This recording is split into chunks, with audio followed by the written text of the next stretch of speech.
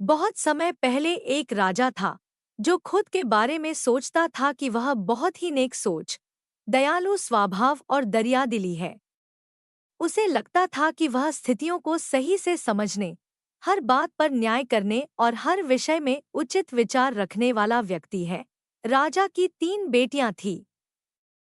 एक दिन उसने अपनी बेटियों को बुलाकर कहा, मेरे पास जो भी है वो सब तुम्हारा है। तुम तीनों को मुझसे ही जीवन मिला है। मेरी इच्छानुसार ही तुम तीनों का भूत, वर्तमान और भविष्य बना हुआ है, जो आगे भी ऐसे ही बना रहेगा। मैं ही तुम तीनों का भाग्य बनाता हूँ। राजा की यह बात सुनकर उसकी 2 बेटियों ने शांत मन से राजा की बात में हामी भर दी, लेकिन तीसरी बेटी ने ऐसा नहीं किया। उसने कहा, नहीं, मुझे तो नहीं लगता है कि आपके हाथों में मेरा भाग्य है।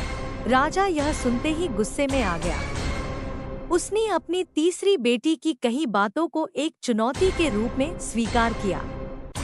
उसने खुद को अपनी तीसरी बेटी के सामने सही साबित करने की ठान ली और उसे जेल में बंदी बना दिया।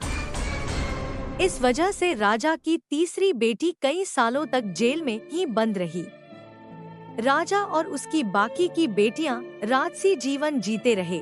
राजा मन ही मन सोचता है कि यह मेरा ही हुक्म है, जो मेरी जिद्दी बेटी जेल में कैद है। लोगों को भी यही लग रहा होगा कि राजा का ही हुक्म है, जो उसकी बेटी को ऐसा भाग्य मिला है। उसकी प्रजा के लोग भी यही सोचते थे। उन्हें लगता था कि राजा की तीसरी बेटी ने जरूर कोई गलत कार्य किया होगा, तभी उसे जेल में कैद करके रखा गया है। वरना कोई भी पिता अपनी बेटी के साथ भला ऐसा क्यों ही करेगा। एक दिन राजा अपनी बेटी से मिलने के लिए जेल में गया। उससे कहा कि तुम अपनी जिद पर अड़ी हुई हो, तुम्हारी जिद तोड़ना जरूरी है। इसलिए मैंने सोचा है कि तुम अब मेरे राज्य के पास के ही एक जंगल वाली जमीन पर जानवरों के साथ रहोगी। राजा ने आगे कहा, उस जंगल में सिर्फ उन्हीं लोगों को रखा जाता है जो मेरे आदेश का पालन नहीं करते।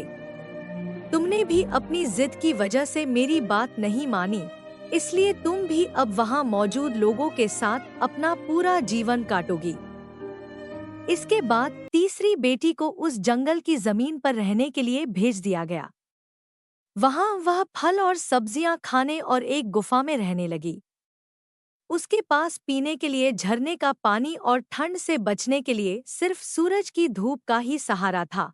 वहां की खुली हवा में रहते हुए और फल फूल खाते खाते वो जल्द ही पूरी तरह से स्वस्थ हो गई।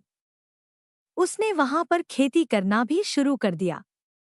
गुफा को उसने घर की तरह सजा लिया था और खुशी खुशी वहीं रहती थी। एक दिन वहां पर एक भटकता हुआ राहगीर आ पहुंचा।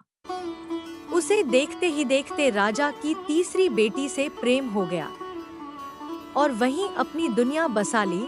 उन दोनों ने उस जंगल में रहने वाले अन्य लोगों की मदद से उनके साथ मिलकर जंगल को एक शहर बना दिया। कुछ सालों बाद राजा की बेटी और वो राहगीर उस शहर के राजा और रानी बन गए और अब उस शहर की चर्चा होने लगी थी। किसी तरह उस शहर के बारे में रानी के पिता को पता चला। राजा उस जगह को देखने पहुंचना भी था, क्योंकि जिन लोगों से वो नफरत करता था उन लोगों ने इस देश में एक नई जगह बनाई थी। वहां उसने अपनी जिद्दी बेटी को जब रानी के रूप में देखा और उसके साथ एक खूबसूरत युवक को देखा जो इस देश का राजा था, तो दंग रह गया। बेटी ने अपने पिता का मुस्कुराकर स्वागत किया। रानी ने अपने पिता से कुछ नहीं कहा, पर राजा ने सुना और उसे आवाज सुनाई दी कि हर आदमी अपने भाग्य का खाता है और कोई भी किसी का भाग्य विधाता नहीं है। राजा को खुद ब खुद अपनी गलती का एहसास हो गया। उसने सबको आजाद कर दिया।